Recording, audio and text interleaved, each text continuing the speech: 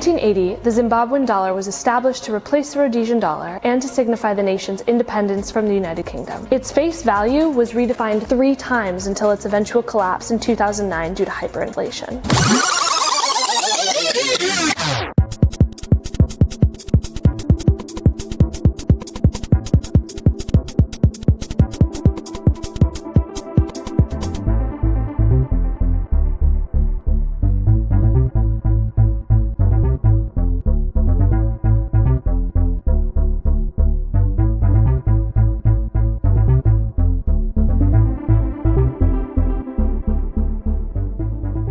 Now, why is this important? We need to address that issue because you need to get it in your spirit. God's restored his people to bear fruit in every good work and increase in the knowledge of God. Colossians 1 verses 9 through 12. We are coming through this time, which isn't into a new time, God's time, his it, and we are his land. Our hearts feel, and we are to bear not just good fruit, but great fruit. These redemption centers are where we're going to present ourselves, by ourselves, and for ourselves to redeem or exchange our currencies and or our Zimbabwe. And there are rates that are off the chart, absolutely off the chart.